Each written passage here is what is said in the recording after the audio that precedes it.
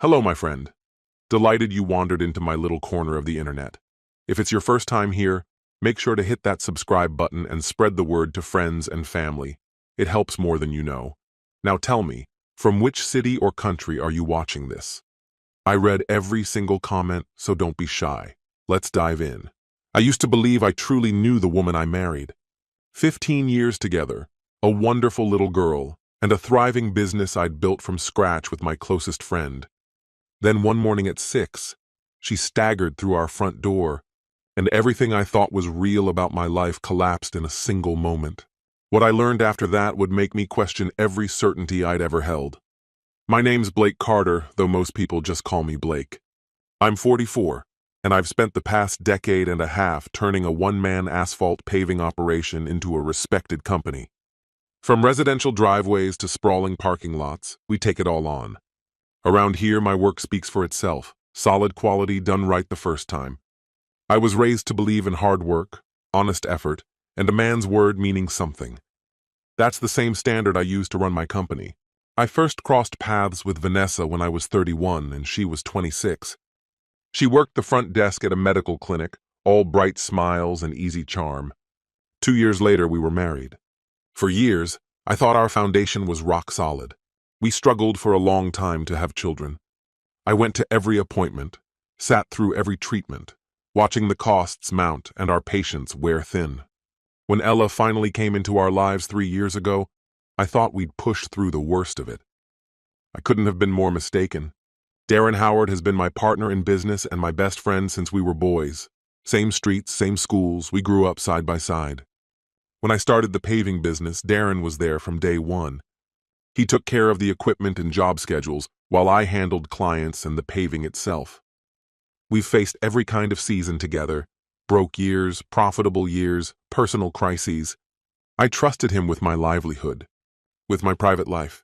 And looking back, that might have been my first major mistake. The cracks began showing about 6 months ago. Vanessa started going out more often, always with her girlfriends, always to bars and nightclubs. Initially, I didn't read too much into it. After Ella was born, she'd been cooped up at home for ages, and I figured she deserved a chance to unwind. But those outings became more frequent, and her return times kept getting later. She'd come back reeking of booze and cigarettes. "I need this, Blake," she'd tell me whenever I voiced concern. "I'm trapped with a toddler all day while you're off working. Can't I enjoy myself a little?" What she never seemed to grasp was that I wasn't working for my own amusement. Every long, back-breaking day I put in was to give our family the life we'd talked about for years, to finally get that big backyard she'd always dreamed of. I wasn't the villain for wanting my wife home before the sun came up. Yet somehow that's exactly the role I ended up in. Last Friday was supposed to go differently. I had just wrapped up a major commercial project ahead of schedule and came home early, eager to spend the evening with Vanessa and Ella. Instead, I walked into the kitchen and found a note. "Gone out with the girls. Ella's at your mom's. Don't wait up." I called her, straight to voicemail. Tried again an hour later, same thing. By midnight, I was pacing the living room like a man trapped in a cage. That was when it hit me. This wasn't just about a night out anymore. This felt calculated, like she was shutting me out of her life entirely. When I finally heard the car pull into the driveway at daybreak, I knew the night had crossed a line we could never uncross. At 6 sharp, the slam of her car door split the early morning quiet like a gunshot. I'd been sitting in my recliner for over an hour, staring out the window, my coffee long since gone cold. All night, I'd been replaying every possible scenario in my head. Now I was about to find out which one was real. The doorknob rattled endlessly. Keys clinked against the porch, followed by a string of muttered curses. Then came a sound I'll never erase from my mind. The slow scrape of the door swinging open. And there she was, in the most pitiful state I'd ever seen her. My wife, the mother of my little girl, on her hands and knees crawling into our home. Her black dress was bunched around her hips, her hair looked like a storm had ripped through it, and one high heel was nowhere to be found. The stench hit me before she even looked up. Booze, smoke, and something worse. A man's cologne. Not mine. "Blake," she slurred, her gaze trying to lock onto me where I sat across the room. "When did you get home, baby?" I rose slowly to my feet, my fists tightening at my sides. Seeing her like that, wrecked, humiliated, reeking of another man, ignited a disgust and fury I'd never known. "I've been here all night, Vanessa," I said, my tone level even as a storm raged inside me. "Where have you been?" I snapped, my voice cutting through the quiet like a blade. She made a clumsy effort to straighten herself, only to slump back against the doorway, letting out a half-hearted laugh that broke into something closer to a wounded whimper. One missing shoe was all the evidence I needed. She was far too intoxicated to walk straight, too far gone to even keep herself standing. "Just out with the girls," she slurred, raking her fingers through her matted hair in a futile attempt to appear composed. "You know, dancing and all that." "Dancing and all that," I repeated, the phrase tasting like bile. Even in the dim light, I could see the marks on her neck, dark, unmistakable bruises that no night on the dance floor could explain. "Where's your other shoe, Vanessa?" I asked, stepping closer. She looked down as though noticing her bare foot for the first time. "I don't know. Must have lost it somewhere." Her voice was casual, detached, devoid of any hint of shame. That indifference told me more than any confession ever could. This wasn't harmless fun. This was something else, something about to destroy whatever remained of my life. "Get up," I said, my tone hard as steel. "We need to talk." Using the wall for support, she staggered upright, but I already knew every word she was about to speak would be a lie. The truth was written in her disheveled clothes, the smudged makeup, and the smell clinging to her like a stain. Our marriage was already over, we just hadn't spoken the words yet. I took her by the arm, guiding her toward the kitchen table, not out of care but because she could barely stand. She collapsed into the chair as if her body had given up, the air around her thick with the scent of another man. My hands shook as I poured a fresh cup of coffee, more for the distraction than the caffeine. "So," I began evenly, sitting across from her, "tell me all about your night with the girls." She rubbed her temple and squinted at me like I was speaking in code. "What do you want to know, Blake? We went to that new club downtown, had a few drinks, danced. Just the usual." "Just the usual," I echoed. "Is it usual to lose a shoe? Usual to come home smelling like cheap cologne?" Her eyes darted away. "I don't know what you mean." I leaned forward. "Vanessa, I might spend my days laying asphalt, but I'm not an idiot. That smell on you, it's not your perfume. And those bruises on your neck, they're not from dancing." Her hand flew to her neck, a silent confirmation of exactly what I thought. "You're imagining things, Blake. I was just having fun." "With who?" I pressed. "With the girls.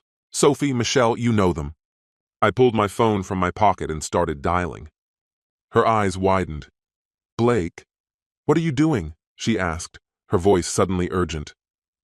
After 3 rings, Sophie's sleepy voice answered. "Hello? Sophie, it's Blake Carter. Sorry to wake you, but I have to ask. Were you out with Vanessa last night?" A pause. "Blake, I was home all night with the kids. Haven't seen Vanessa in weeks." I ended the call and stared at my wife. The blood drained from her face. "Want to try again?" My voice was calm, dangerously calm. Her mouth opened, closed, then opened again, but no words came. Panic had replaced her earlier nonchalance. "I can explain," she whispered. "I'm listening." But I already knew. Whatever came next would be another fabrication. Her guilt was written in every detail. The disorder in her clothes, the scent on her skin, the hollow look in her eyes. She'd been with another man. The only question was, for how long? "I was with Darren," she said at last, barely above a whisper. The coffee cup slipped from my hand, shattering against the tile, scalding liquid splattering across the floor. I didn't even blink. "What did you just say?" My voice was so low it nearly disappeared. Tears streamed down her face. "Blake, I'm so sorry. I never meant for this to happen." Darren, my partner in business, my closest friend since we were kids, the man who stood beside me when I took my vows, the one I trusted with my work, my secrets, my family. I sprang up so fast, the chair behind me toppled over with a loud thud. "How long?" I demanded. "Blake, please." "How long, Vanessa?" I cut her off, my tone so sharp she recoiled. Her gaze flickered away. A few months, maybe longer. I'm not exactly sure when it started. A few months. All that time I had been grinding through 12-hour workdays to keep us afloat, and my wife, alongside my best friend, had been betraying me in secret. Every cookout in the yard, every friendly business chat over a beer, every time he tossed a ball to Ella, Darren had been grinning at me while stabbing me in the back. "Where?" I asked, my voice disturbingly calm. She blinked in confusion. "What? Where did you meet him?" Her voice came out in a faint whisper. "Hotels, his place." That should have been all I needed to hear, but then she spoke again, words that froze my blood. "Sometimes here, when you were away working," the blow hit like a fist to my chest. "In my house, in my bed, while my 3-year-old daughter was likely just a room away."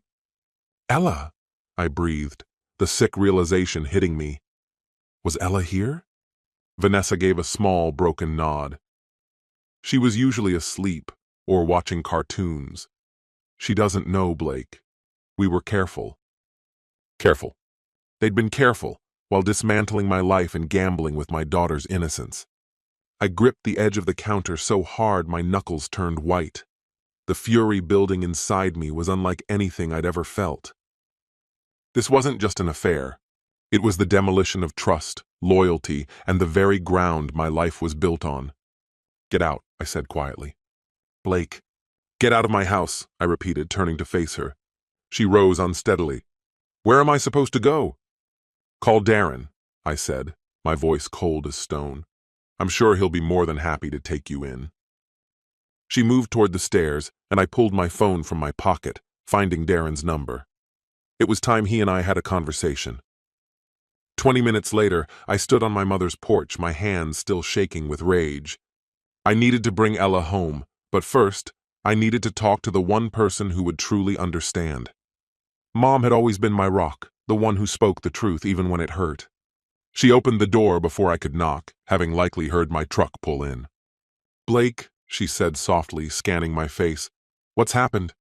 "Is Ella awake?" I asked. "She's still asleep, honey. Come inside. You look terrible." I followed her into the kitchen, the same space where she'd made my school breakfasts, patched up my scraped knees, and comforted me through heartaches. But this wound felt beyond her power to heal. "Mom," I said, sinking into a chair, "I need to ask you something, and I need you to be honest." She poured me coffee, then sat across from me. "Of course, son. Did you know about Vanessa and Darren?" Her hand froze halfway to her mouth, the coffee cup suspended in midair. The look in her eyes, guilt, sorrow, resignation, gave me the answer before her lips did. "Oh, Blake," she murmured. It felt like another blow to the gut. "You knew." "I suspected," she admitted carefully. "I saw them together at the store a few weeks back. They were closer than friends should be, but I wasn't certain, and I didn't want to say anything until I was." "A few weeks ago," I repeated bitterly, pacing toward the window. "They've been sleeping together for months, Mom." "Months." "Blake, watch your mouth," she said on reflex, then flinched. "I'm sorry, I should have told you. I should have warned you." I turned to face her. "Then why didn't you?" She lowered her eyes to her hands. "Because I prayed I was wrong. Because I didn't want to be the one to end your marriage. Because—" she hesitated. "Because your father made me promise never to interfere in your relationships after what happened with that girl in high school." That girl in high school, Lisa Patterson. From the beginning, my mother had cautioned me that she was nothing but trouble. At the time, I'd lashed out, accusing her of meddling in my choices and trying to control my life. 6 months later, when Lisa betrayed me, it was Mom who helped me pick up the wreckage. Even then, she never once said the words she would have had every right to. "I told you so. This time it's not the same," I told her. "I know," she answered softly, her voice shaking. "And I failed you by keeping quiet." Tears streaked down her face. "I'm so sorry, son." I sank back into the chair and took her hand in mine. She was still my mother. Nothing could change that. "This isn't your fault," I said gently. "But you need to hear this. Vanessa's leaving. It's over." Her expression tightened. "And Ella?" "She stays with me." I replied, my tone leaving no room for argument. Vanessa can see her, but my daughter's not going to grow up thinking cheating is acceptable. Mom's fingers squeezed mine in quiet support. Tell me how I can help. Be there for Ella when I can't, I said. Things are going to get worse before they get better. Right then, my phone buzzed. A text from Darren. We need to talk. I turned the screen toward her. She read it, shook her head, and asked, What are you going to do? I stood and headed for the door. I'm going to give him exactly what he deserves. The trip to Darren's apartment was nothing but clenched jaws and boiling anger. Every red light dragged on forever. Each stretch of road felt like another twist of the knife. By the time I pulled into the lot, my rage had cooled into something harder, sharper. He was out on his second-floor balcony, still in yesterday's clothes. One look at him, rumpled, guilty, pitiful, made my hands ache to close around his throat. Blake, he called as I stepped out of my truck. Come up, we need to talk. I stormed up the stairs, my work boots pounding on the metal like a drumbeat of gunfire. When I reached the top, his door was already open, and he stepped back like he expected me to take a swing. Smart. How long you been practicing your little speech, Darren? I asked as I crossed into his living room. He shut the door and raked a hand through his hair. Blake, I know you're angry. Angry? I barked a laugh with no humor in it. Darren, angry is what I feel when someone cuts me off in traffic. Whatever this is, there's no word for it.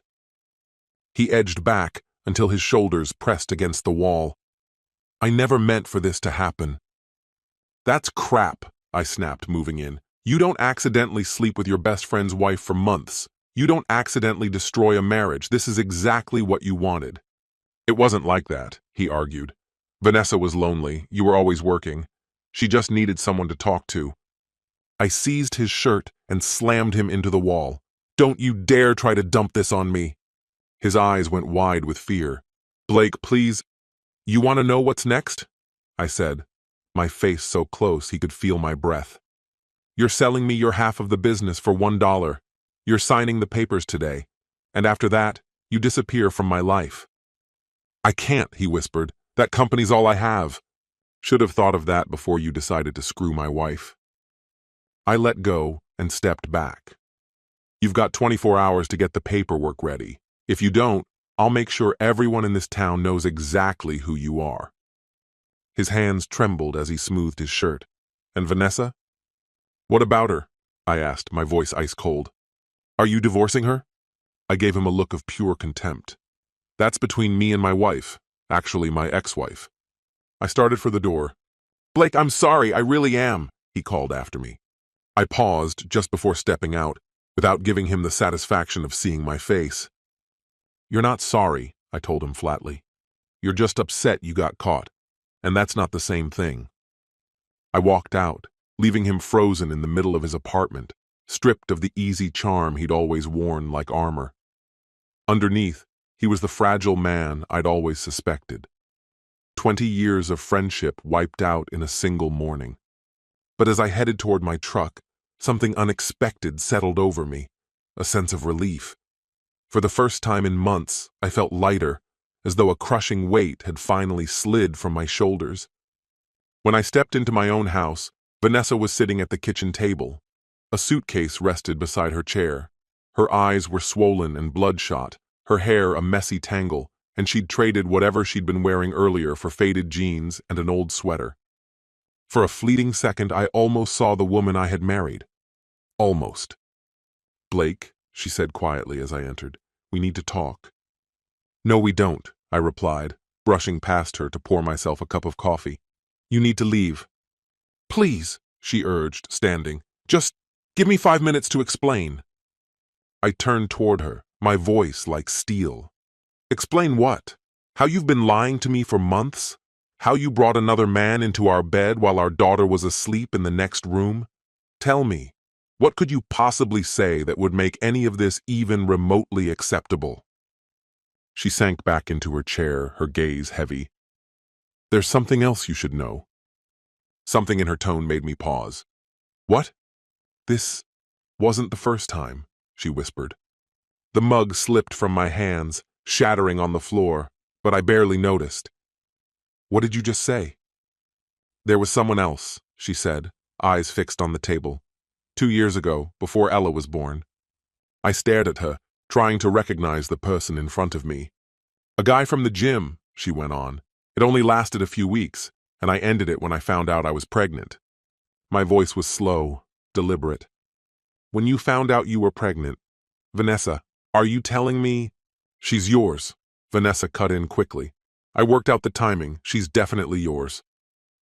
I lowered myself into the chair across from her, my legs threatening to give out. You worked out the timing? She nodded, her expression miserable. I was terrified when I realized what I'd done, but when the doctor gave me the due date, I knew she had to be yours. Had to be, I repeated bitterly. Do you hear yourself? You're talking about our daughter like she's some kind of experiment. I know it sounds bad, she murmured. It sounds insane, I snapped, slamming my palm against the table. You've been lying to me for years. Our whole marriage has been built on lies. Not all of it, she pleaded.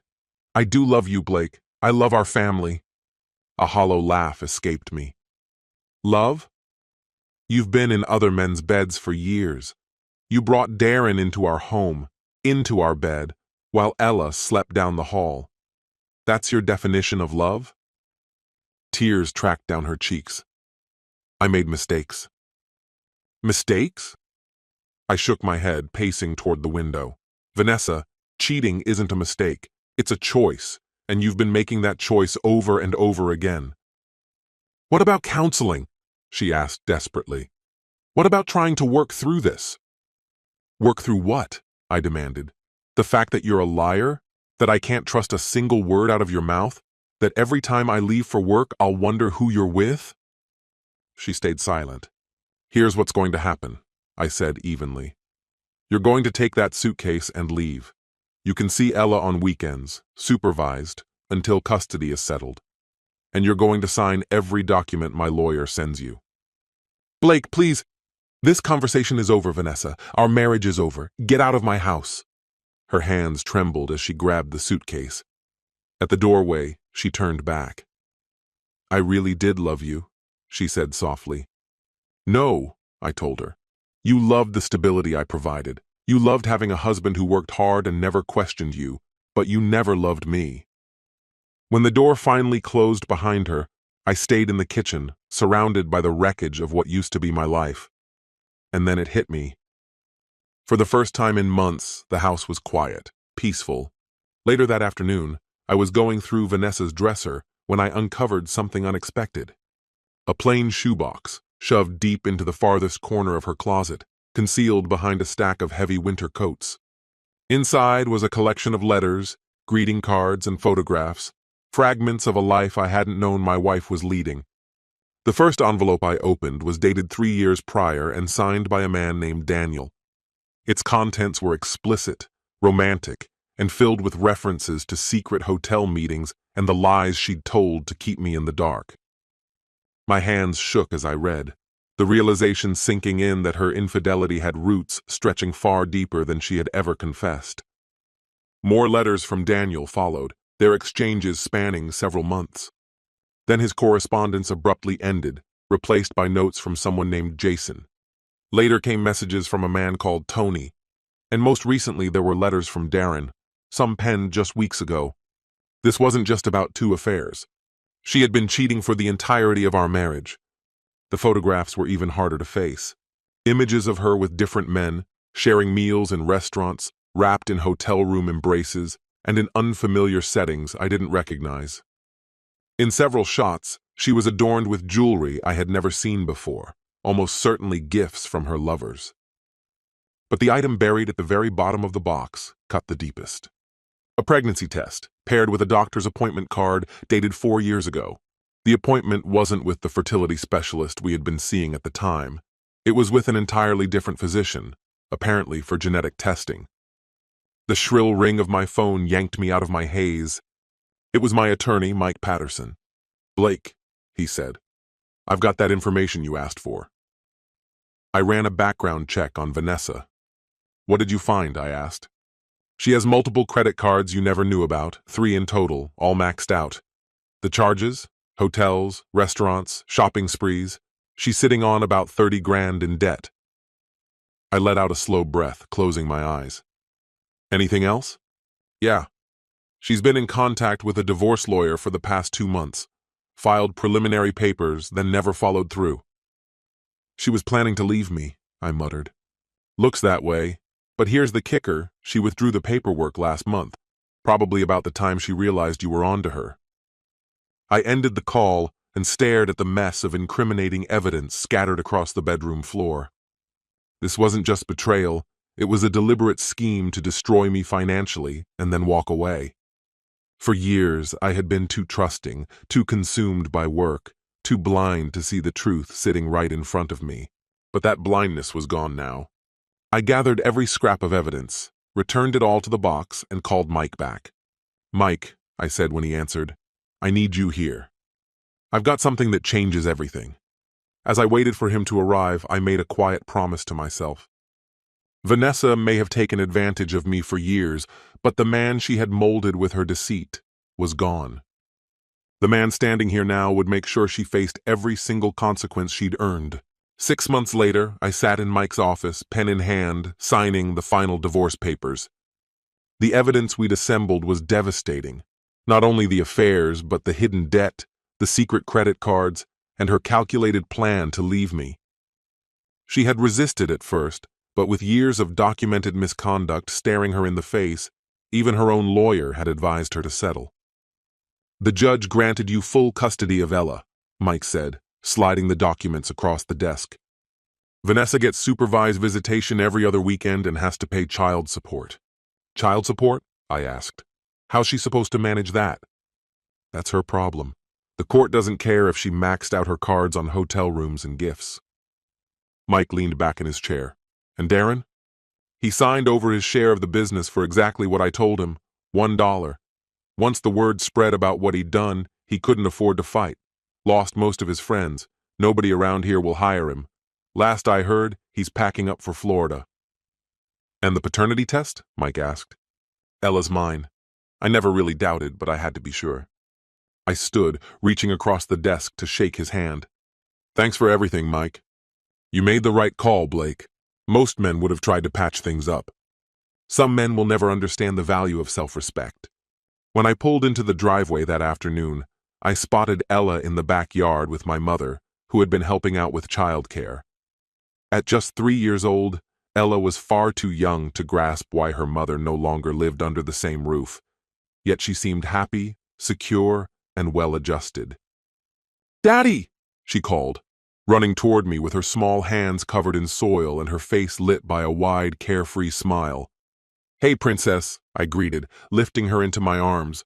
What have you been up to? Planting flowers with Grandma, she announced proudly.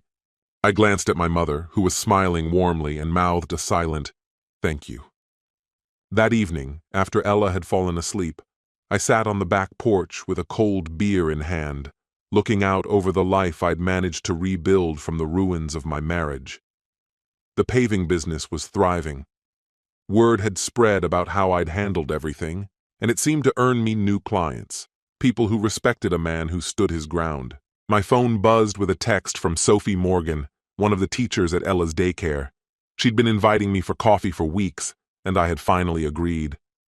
Our first date was set for Saturday night. I wasn't ready for anything serious yet, but for the first time in years I trusted my own judgment again. The man Vanessa had tried to shape, the quiet workhorse who kept his head down and never asked questions, no longer existed. In his place was someone stronger, someone who knew his worth and refused to accept less than he deserved. 2 years after the divorce was finalized, I found myself once again in the backyard, this time watching Ella pump her legs on the swing set I'd built for her 5th birthday. Her laughter rang out, her blonde hair streaming behind her as she urged me to push her higher. That sound was pure joy to me. "Hold on tight," I called, giving her another strong push. Sophie Morgan, now Sophie Carter, my wife of 6 months, stepped outside carrying 2 glasses of lemonade. Over the past year, she had gradually moved in, and Ella had welcomed her without hesitation. Sophie had never tried to take Vanessa's place, but she had become the steady, loving female figure my daughter needed. "How are my two favorite people?" she asked, handing me a glass. "We're perfect," I said, kissing her forehead. "Right, Ella?" "Yes!" Ella gritto. "Sophie, watch how high I can go!" I watched Sophie's warm smile as she looked at Ella, and that familiar wave of gratitude washed over me. This was what marriage should be. Mutual respect, unwavering support, and a shared devotion to family. Vanessa still had supervised visitation every other weekend, though in the past year she had skipped more than half of them. She had moved 3 hours away with another boyfriend, her fourth or fifth since the divorce. I'd stopped keeping count. Ella still asked about her occasionally, but the tears had stopped when her mother didn't show. The business had grown to employ 3 full-time workers, and I was even weighing the idea of opening a second location. The old scandal involving Vanessa and Darren had faded from local gossip, but the respect I'd earned for handling it with dignity had never disappeared. Just last month, I crossed paths with Darren at a gas station while traveling for work. He looked terrible, older, worn down, and alone. He started to approach me, maybe to apologize or explain, but I turned and walked away without a word. Some bridges, once burned, are better left in ashes. "Daddy!" Ella's voice snapped me out of my thoughts. "Will you push Sophie too?" "I don't think the swing can hold both of us," Sophie laughed. "We can find out," I said, wrapping my arms around her and lifting her onto the swing beside Ella. I pushed them both, their laughter mingling in the cool evening air, and a quiet certainty settled inside me. Vanessa's betrayal had turned out to be the best thing that ever happened to me. It had forced me to grow into the man I was meant to be and to build the kind of life I truly deserved. The pain was gone, replaced by something far greater, a deep appreciation for genuine love, honest communication, and the simple peace of knowing you're exactly where you're meant to be. Some tales end in vengeance. Mine ended in redemption.